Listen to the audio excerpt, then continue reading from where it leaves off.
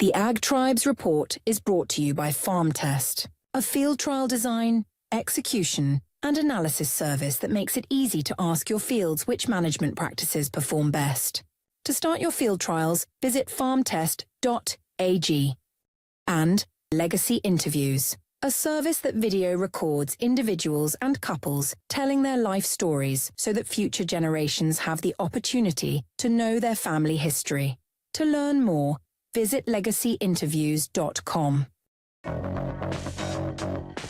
Welcome to the Ag Tribes Report, a breakdown of the top stories affecting the culture of agriculture, with your host, Vance Crowe. The report begins in 3, 2, 1. Let's begin. Welcome to the Ag Tribes Report. I'm your host, Vance Crowe. Each week, I bring a co-host to represent the perspective of one of the many ag tribes that collectively make up U.S. agriculture.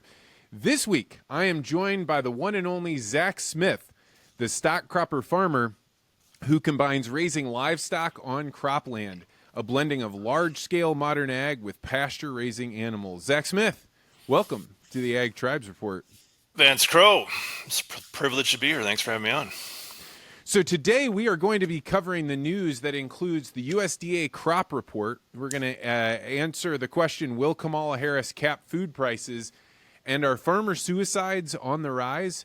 Then we'll get to hear Zach's Peter Thiel paradox, where we find out what is something he believes that almost nobody knows agrees with him on.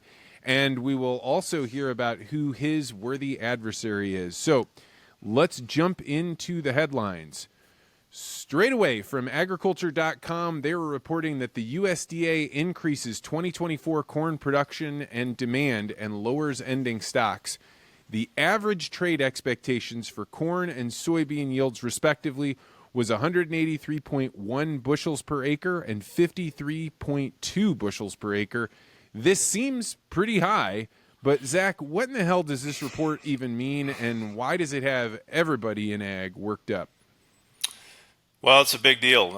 It's some of the biggest numbers that we've printed for projected yields, especially on soybeans. I think that was the record high. And so our demand, especially for soybeans and exports, is really in the crapper. And so it's set the stage for rough times on the farm when it comes to commodity prices. I looked here this afternoon, my local elevator in Scarville, Iowa was paying $3.60 a bushel for corn, and $9.03 today for new crop beans. And that's not good, because the crop that we've got growing in the field right now, here across the Corn Belt, is the most expensive crop in history that farmers put in. And, farmers, we were coming off the price plateaus of the last 3 or 4 years, kind of fueled by drought and, war in Ukraine that kind of helped keep things up. And this year it finally rained. And so we've got a ton of crop coming to market, and demand not going to keep up with it. And so we're looking at, probably some pretty heavy losses for people that weren't able to forward market ahead. And that's why, conversations I'm having with buddies and friends, locally and around the country, is a lot of concern for what's ahead for, financial future here. When I started the Ag Tribes Report, I took a look around and said, hey, there's a lot of people out there talking about prices of commodities, and I know it's a business, so you got to talk about it to some degree. But week in and week out, this has been the big story. Is it a slow-moving storm? Is this just telling everybody what they already knew and confirming it? Is anything potential change? Or are we going to be talking about this for the next 8, 9, 10 weeks, maybe longer? Yeah, I think so. So one thing that makes it hard to swallow, especially in my neck of the woods, the northwestern Corn Belt, northwestern Iowa, southern Minnesota, eastern South Dakota, and North Dakota a little bit. We've had a terrible year. It's been, we had 20 to 25, 30 inches of rain between planting and 4th of July. So we've kind of, been concerned from a production standpoint, for a long time. But everywhere else that I've been, I've traveled out to Illinois, I've been to Nebraska, driving across Iowa. For the most part, the crop looks fantastic, and I think most people knew that.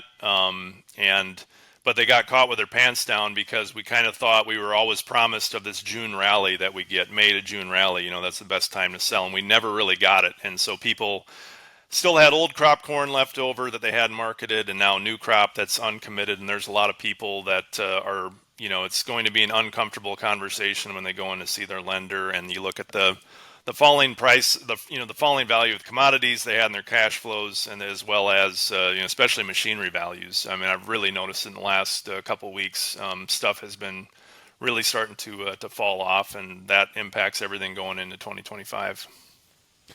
Yeah, I remember maybe a summer or two ago when I was talking with a grain bin company, and they were saying, we are building more grain bins than we ever have before. There's more storage in the United States than there's ever been. And back then it didn't cross my mind that by having more storage, you could potentially have guys holding back. They're not having to put it in an elevator and rent that space from a grain elevator. So they put it in there and say, well, I'm going to wait till prices go up, not expecting that prices could continue to go down, down, down, and then have what are, in some places, record yields. Yeah, 100%. Actually, there are some people, because they've got enough storage now, that they're talking about actually holding over their old crop and not liquidating here at the bottom. And in our neck of the woods, we're going to have grain quality issues with how uneven our fields are from the wet spring and summer we've had. And so some folks are talking about maybe just hauling the crappy quality stuff in and keeping the good quality corn over from last year to try to manage things that way. Well, and before we move on, there's something to note, and that is that we've got not just the bumper crops that we're seeing, but even the soybean record was just recently broken for how many bushels per acre. What do you know about the soybean record being broken?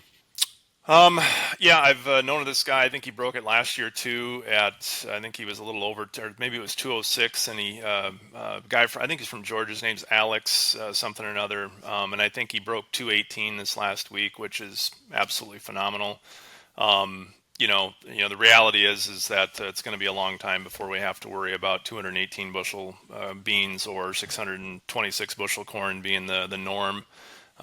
Those things are interesting, and it's amazing. Like, those guys are geniuses, and it's awesome what they achieve. But it was interesting in that article. He was talking with his super high production, levels of what he's growing. He was worried about his own break evens because he's spending, I think he had like 4 fungicide trips, so that could be $100 an acre right there just in fungicide that he put in. So they put in a lot to get to that, and they're obviously not, it was a 2.5 acre block that I think that yield came off of. So it wasn't like he had that across 10,000 acres or something. So, but still a hell of an achievement. Tip of the hat.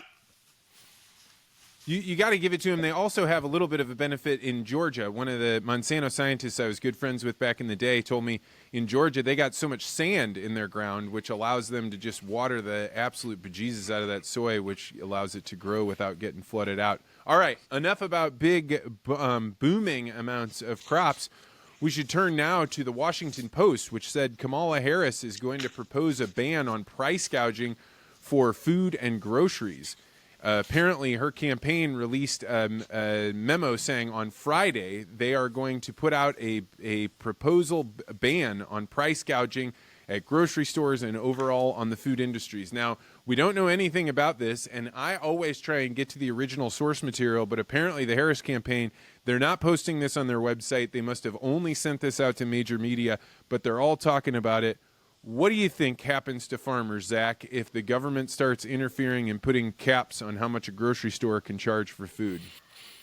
To me, this is kind of a nothing burger, personally. The farmer's share of the grocery bill is, I think, 15 cents on the dollar, and it's going down. I think some of the data that I looked at preparing for this. So when I look at this story, to me, this is probably just, the fact there's no details or any like real policy in the background. I think they need to do something to show that they're being proactive about inflation and food. The food bill is something you can't go without. You can't cut food. So going to the grocery store, you're a captive audience there.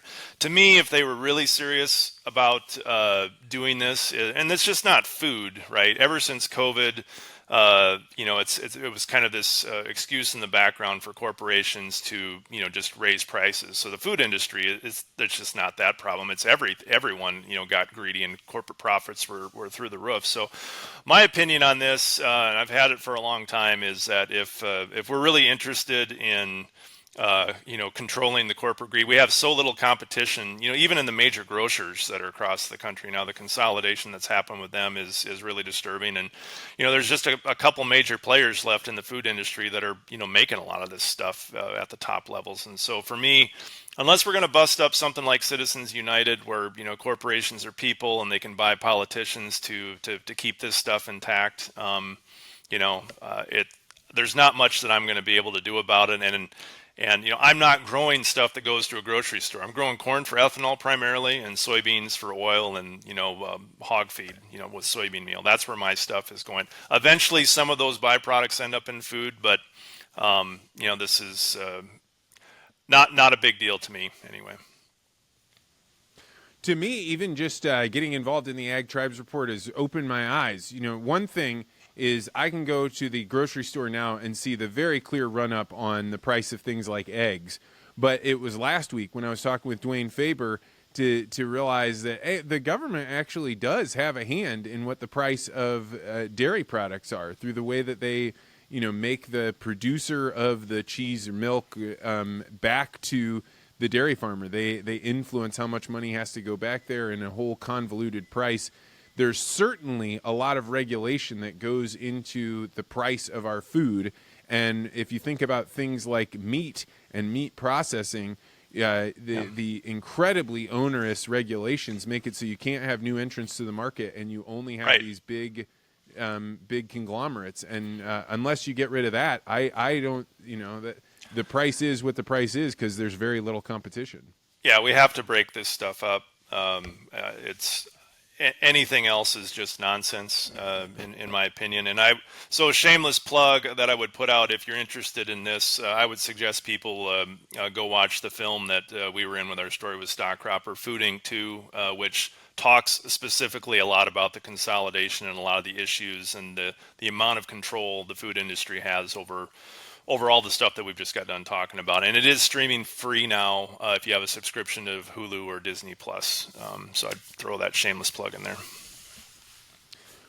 Well, I think it's something has to be done, and I think the biggest thing is that people go to the grocery store, and if they don't understand economics, then it's very easy to blame the people that they think, oh, you must be making huge profits because your price of eggs per dozen was $2.50 last week and now it's $3.25 or $3.50, and you're not paying that much more. So clearly you robber baron grocery stores are doing wrong here, when the reality it's the value of the US dollar continues to march downward, and what you can buy with it gets less. Right. And the other thing I would say to this is that I have the stock cropper, but I'm producing a very small amount of animals off this experimental, setup that I have. But if I was, but if you are somebody that, if you care about this, as a consumer, I would suggest people just deal with, people as directly as possible. If you're concerned about the greed in the food, there's a lot of people that would love to sell, meat directly or, their produce. And so reach out and work directly with other human beings, or get in the business of growing stuff yourself, which that's one of the things that we're interested at promoting with what we're developing with Stock Cropper. So yeah, and when we get to the end, we're going to talk about the big field day that you have going on, and I think it's an exciting thing for people to get together because this is a way to create that kind of food sovereignty you talk about. But all right, to continue moving on, we're going to go to the third and final news story of the day. This has been a huge discussion on X. It came up this morning. I'm sure it's going on in other circles I didn't see even before it. But are farmer suicides on the rise due to depressed prices and increased costs? I know this morning I woke up and I saw that Angie Setzer, the goddess of grain, quote tweeted Ag Turbo Brazil, who's a contractor. He does consulting about ag stuff. And he says, kind of in shock this morning with updates from my brother in northwest Minnesota. Unless I'm misreading things here, there have been 6 suicides in northwest Minnesota and eastern North Dakota in the last 2 weeks. This includes people from 22 years old to 60 years old. So, Zach, what are you hearing? Are farmer suicides going on in your circles, and is it larger than just the average population? So recently, like in my local circle, we haven't had much, for suicides. But I think, with what I talked about earlier, with the pressure that's going to be coming down on folks that we haven't had, really in about 3 or 4 years, at least in our locality that I'm kind of my tribe of what I'm speaking of. It hasn't been much of an issue, but I really am concerned. Personally, like I actually have some friends that I'm worried about that are in pretty deep and under a lot of pressure. As far as the rate of suicides, being higher in farm communities or not, I don't know, what that actual data is, but I do know that the risk in our communities will be going up with the economic conditions that we're likely in for the next couple of years with supply and demand and the way things are shaping up and just how it's a brutal business. And, unless there's going to be some huge bailout, there's going to be pain and more consolidation. So. Yeah, so I'm glad you brought up the numbers. This has been something that I've thought about for quite a few years. I remember when I was at Monsanto, there were a lot of groups popping up saying, hey, we got to do more for the health of farmers, their mental health, and this is a big problem. And I went to look at the numbers, and I know it's a controversial thing to say. Any suicide, any time somebody takes their life, it's a bad deal. But the talk that it is so much higher in ag is not obvious to me. I think that's something that keeps getting repeated. I went to look up the statistics, and it is a little bit more difficult. I can say the statistics are very clear for groups of people like veterinarians. These people are leading really isolated lives. I think they're having to see a lot of death. And so maybe by extension that's going on with veterinarians. But one thing I wanted to bring up with this conversation about farmer suicides is one thing research does show pretty clearly is that people that hear more about suicide and hear about things like suicide hotlines, it can have the opposite effect. It can actually prompt people to have more suicidal ideation. It can sometimes say, oh, I didn't realize that other people took this option.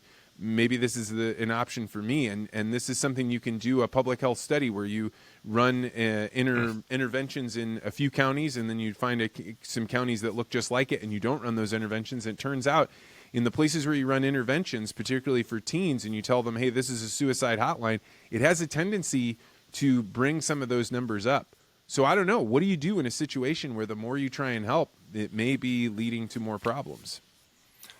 Yeah, I guess I'll hear that. I guess the thing I would say to it is, the thing I'm focusing on, I don't really care what the data says, one way or the other. I'm going to focus on reaching out to people and making an effort to be kind and probably more sensitive than what I've been in the past, because you never know what people are going through, in this business. And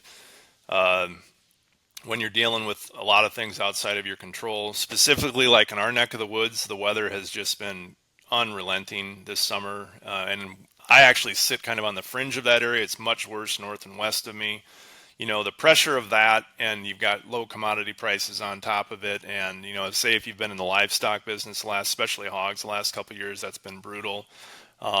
You put on top of that family pressures and keeping up with the Joneses, and your brother works in the city, and they've got a lake house and 6 cars and everything nice, and you're trying to keep up. Like it's a lot that weighs on folks. So I think regardless of some of the stuff you said, I would just encourage people to be good to each other in these tough times. And Ag Twitter especially can be a shitty place, and I think reaching out, having phone conversations, I try to make a habit of doing that, especially with those that I'm worried about. But especially this fall in the combine, I'm going to be a lot more proactive about doing that, just to make sure everyone's okay. And sometimes that can make a huge difference. Just getting a phone call, where somebody knows, hey, you matter to me, and I want you to know that. So.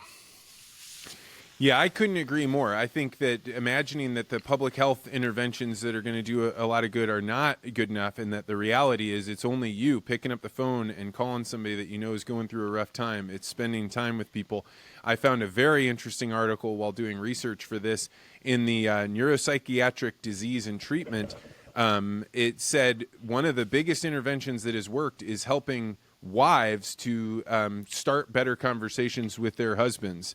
And this ranged from all different ages when they were starting to empower the wives to ask questions, to get their husbands to open up. That made a huge difference. I have to imagine friend to friend, this is going to make a big deal. So it really comes down not to some public health intervention, but to the individuals. Any last words on this, Zach? Yeah, and the other thing I would add is, one thing that is rampant in this business, especially in the culture of agriculture, is substance abuse, alcohol, especially where that's been my coping mechanism for forever. And but you get into situations like this, it isn't good. I've personally tried to cut back substantially on that this summer. And I feel a million times better, integrate more exercise. And, I think that's hard to tell somebody to do, especially when they're down, but it's incredible how much better your day goes. And I know in talking with you, you've had kind of a similar experience this summer. And just spreading that positivity to other people. And, because that's a powerful thing, and that's actually being productive with it rather than destructive. So. Absolutely. I totally agree. Finding a way to get off substances allows you to have a more restful night of sleep. You wake up the next day and you wouldn't believe how much better things can get when you wake up the next day. I want to say thank you to the Goddess of Grain for bringing this up. Her message was, hey, things are going to get better. A year from now, you're not even going to remember how tough this was, and I think she's got a good message there. If you have any news that you think we should be covering, go ahead and send it to me on X at Vance Crow, or email me, vance@vancecrow.com. I always put together a list, and I'm always looking for more stories. Now on to the Bitcoin land price report. Now we're going to start reporting the land prices of our co-hosts and making sure people understand just how much this would cost in Bitcoin. So to begin, Zach, you're in Winnebago County, Iowa. What is land going for there right now? Yeah, so the last land sale was, I think, about a month ago, and it was a pretty small parcel that I recall, and not that great. It sold for about 10,600, I think, and in the last year, the high that we've had was 18,600 about a year ago. Right now, about this time, that's kind of the range. So if I had to put average now, like what value is probably $14,000 an acre, if I had to guess, for good farmland. Yeah, so I was looking it up. It's in the low was about 10,600 for kind of lower quality, and then 15,000 for higher quality. So that means the range per acre is between 0.18 Bitcoin per acre or 0.25 Bitcoin per acre, which is just absolutely staggering. If you had a quarter of a Bitcoin, you could buy one great high quality acre in Winnebago County, Iowa. How does that sit with you, Zach? Well, I guess I've got probably something that's not very popular right now in this climate that we're going into with the way things look. I'd rather own Bitcoin than land. When land values are finally starting to fall and you're trying to get an actual, economic return off of $15,000 or $20,000 an acre ground with 360 corn or 903 beans. Not a great thing. And if we're not going to do things to change stuff for the future, I know land is always supposed to go up, but there's definitely been periods where there's pullbacks. And when I look at the money printers turning on here soon, and all of the financial powers that be that have been lining up behind Bitcoin over the last 6 months since the ETFs come out, if I'm an owner of hard assets right now, I'm a Bitcoin man.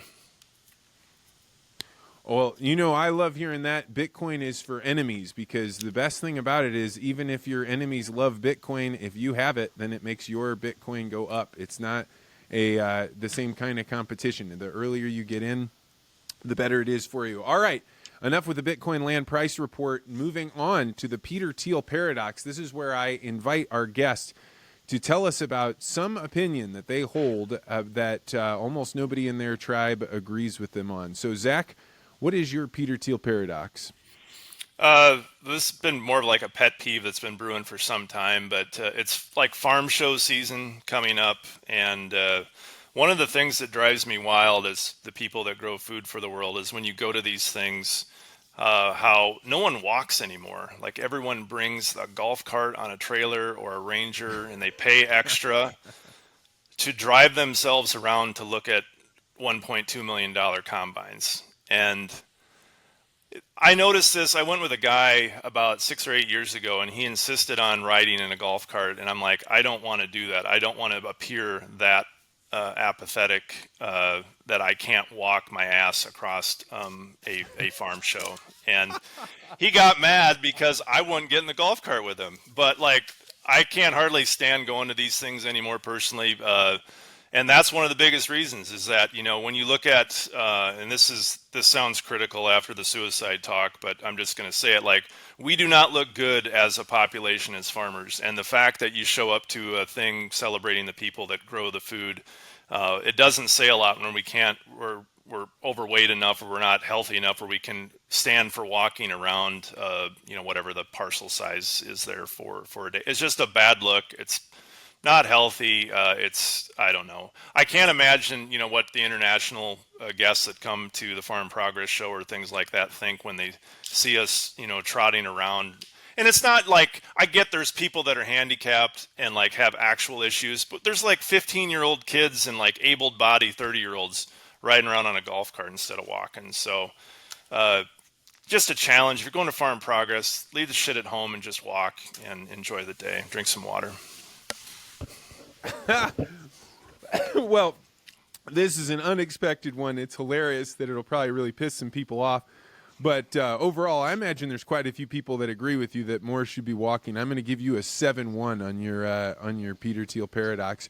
All right, now on to the worthy adversaries. This is where I ask our guest to spotlight an individual that challenges his perspective and keeps him out of algorithmic echo chambers. So, Zach, who is a worthy adversary for you out there on social media?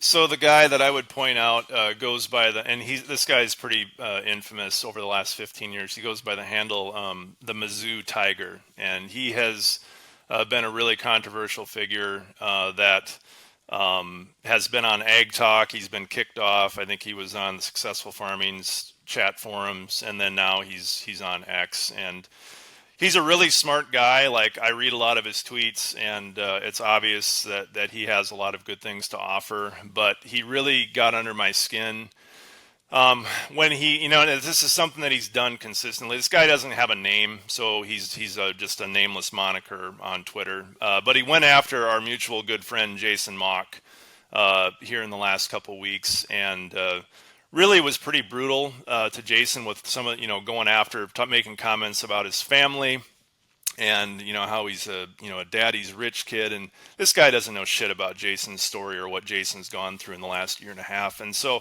the thing I would say is, and I'm not trying to necessarily pick on Mizzou Farmer, but there's a lot of people on X that don't have their names in their profile, and they talk shit out their ass all the time. And when we're going into times like this, if you want to talk and be that way, that's fine. But put your name and your picture up.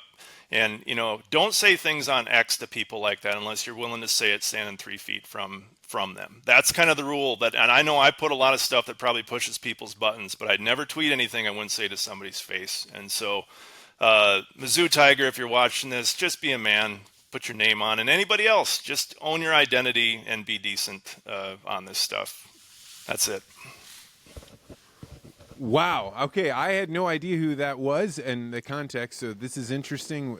We will put him on the show notes, and then we'll also add him.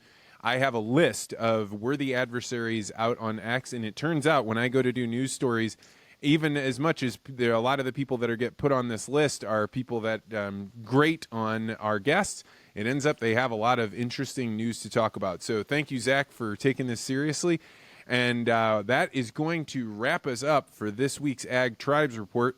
Before we go, and before we talk about our sponsors, you, Zach, have a big field day coming up here on August 24th. Why don't you tell everybody, why is it that you host a field day, and what are people going to get if they come?